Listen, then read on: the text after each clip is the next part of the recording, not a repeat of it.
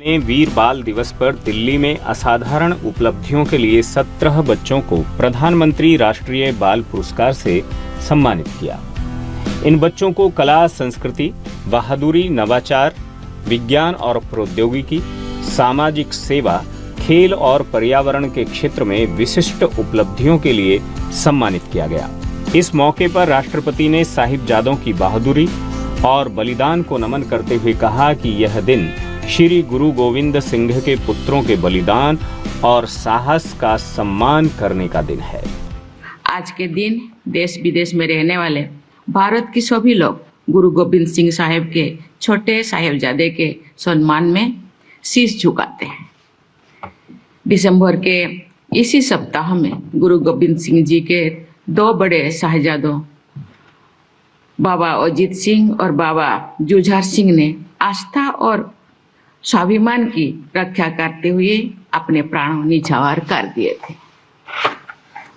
बड़े साहिबजादों के अमरत्व प्राप्त करने के 4 दिन के बाद केवल 9 साल के बाबा जोरावर सिंह और 7 साल के बाबा फतेह सिंह अपना बलिदान देकर महानतम अमर शहीदों के उच्च स्थान पर सदा के लिए आसीन हो गए।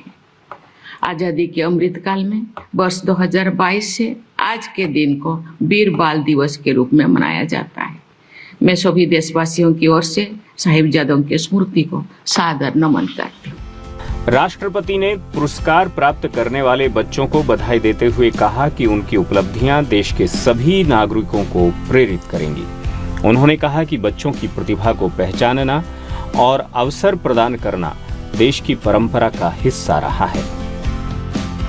मैं आज पुरस्कार पाने वाले हर एक बच्चों के बारे में बात करना चाहती हूँ।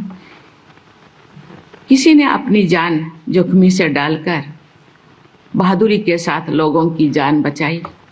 किसी ने मेडिकल कंडीशन के बावजूद दिव्यांगजनों की सहायता के लिए कार्य किए हैं।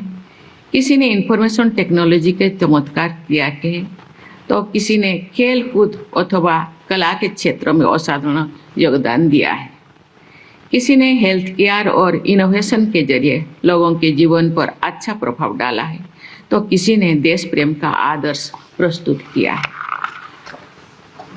बच्चों में देश प्रेम की भावना के असाधारण से देश के स्वर्णिम भविष्य के प्रति विश्वास और अधिक मजबूत होता है। देश प्रेम की भावना ही बच्चों को और राष्ट्रहित के लिए समर्पित होने के मार्ग पर ले जाती है।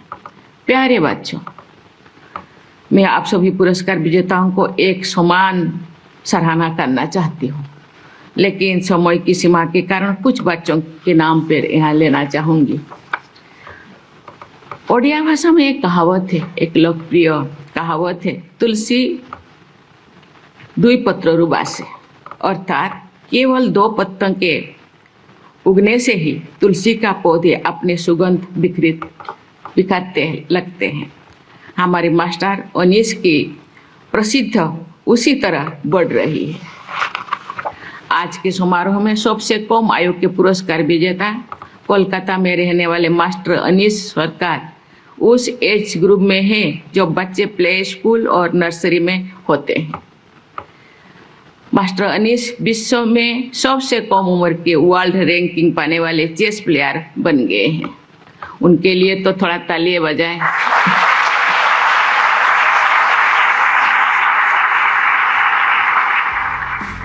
प्रधानमंत्री नरेंद्र मोदी ने कहा है कि भारत के लोकतंत्र की व्यापकता गुरुओं की शिक्षा, साहिबजादों के बलिदान और देश की एकता के मूल मंत्र पर आधारित है। दिल्ली में भारत मंडपम में वीर बाल दिवस समारोह को संबोधित करते हुए प्रधानमंत्री ने कहा कि गुरुओं की परंपरा ने हमें सबको समान आदर के साथ देखने की शिक्षा दी है और देश का संविधान भी हमें इसी विचार के लिए प्रेरित करता है।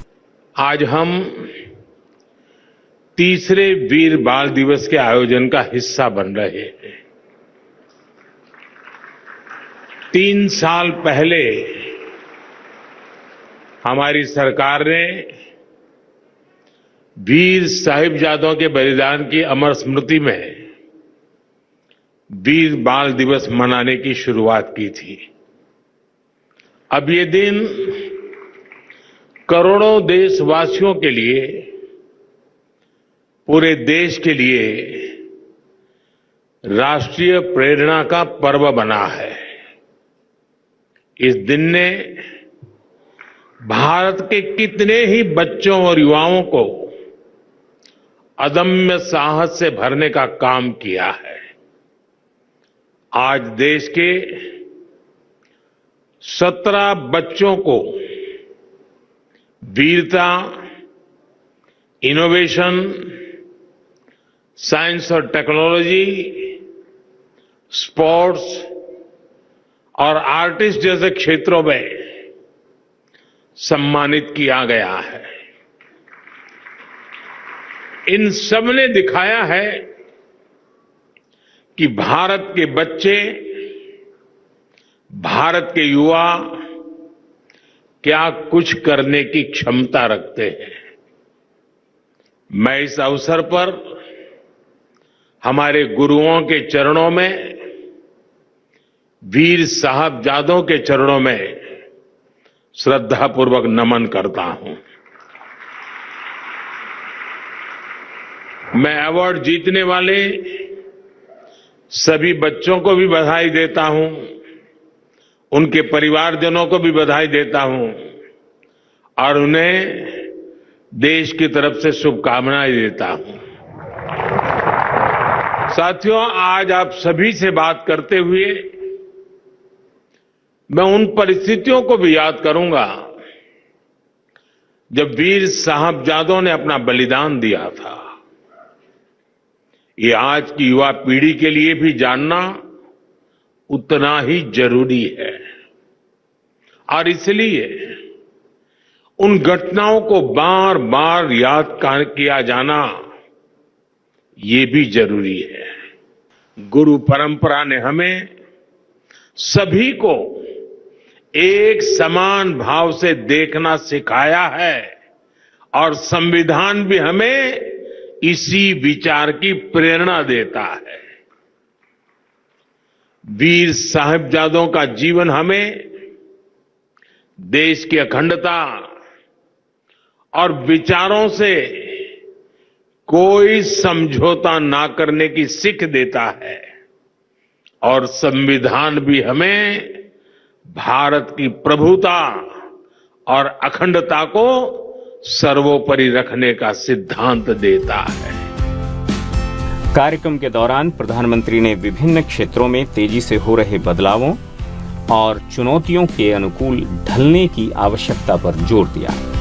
प्रधानमंत्री ने युवाओं से कृत्रिम बुद्धिमत्ता और मशीन लर्निंग जैसी उभरती हुई प्रौद्योगिकियों में कौशल हासिल करने के लिए आगे आने का आह्वान किया। इतिहास ने और इतिहास से वर्तमान तक भारत की प्रगति में हमेशा युवा ऊर्जा की बहुत बड़ी भूमिका रही है। आजादी की लड़ाई से लेकर के 21वीं सदी के जन आंदोलनों तक भारत के युवा ने हर क्रांति में अपना योगदान दिया है। आप जैसे युवाओं की शक्ति के कारण ही आज पूरा विश्व भारत को आशा और अपेक्षाओं के साथ देख रहा है। आज भारत में स्टार्टअप से साइंस तक, स्पोर्ट्स से एंटरप्रेन्योरशिप तक युवा शक्ति नई क्रांति कर रही है और इसीलिए हमारी पॉलिसी में भी युवाओं को शक्ति देना सरकार का सबसे बड़ा फोकस है। स्टार्टअप का इकोसिस्टम हो, स्पेस इकोनॉमी का भविष्य हो, स्पोर्ट्स और फिटनेस सेक्टर हो, फिनटेक और मैन्युफैक्चरिंग की इंडस्ट्री हो, स्किल डेवलपमेंट और इंटर्नशिप की योजना हो, सारी नीतियां यूथ सेंट्रिक है, युवा केंद्रीय है, नौजवानों के हित से जुड़ी हुई है।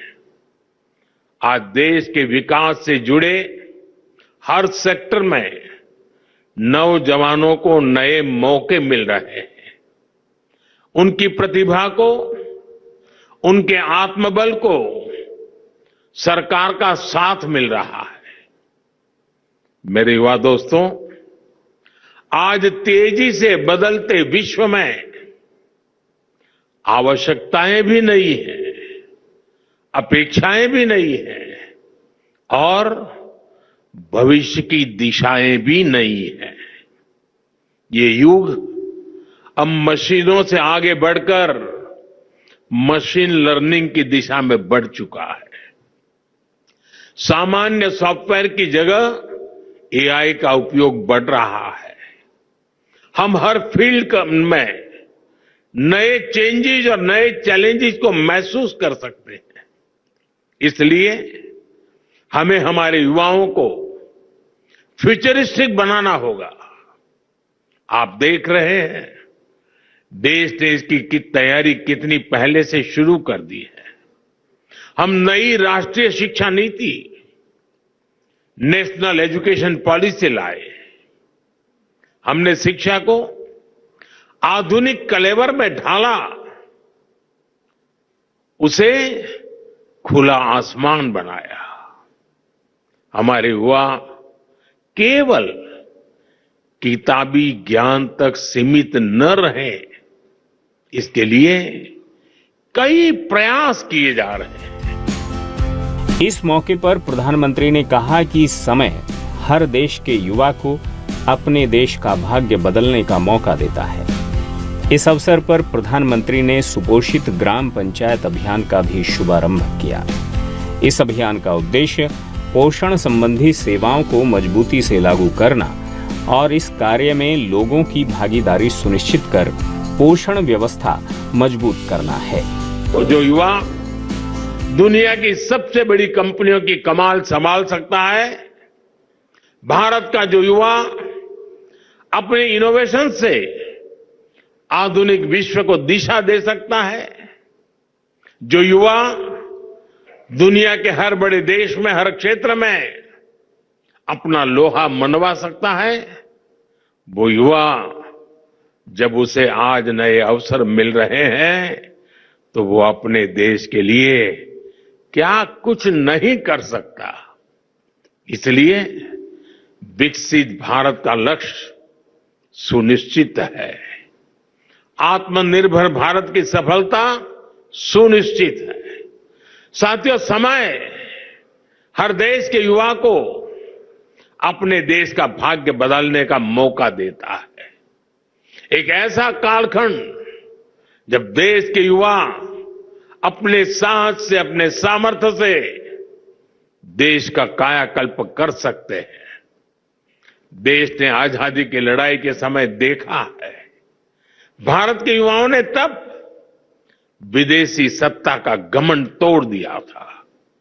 जो लक्ष्य तब के युवाओं ने तय किया, वो उसे प्राप्त करके ही रहे। अब आज के युवाओं के सामने भी विकसित भारत का लक्ष्य है। इस दशक में हमें अगले 25 वर्षों के तेज विकास की नींव रखनी है। इसलिए भारत के युवाओं को ज्यादा से ज्यादा इस समय का लाभ उठाना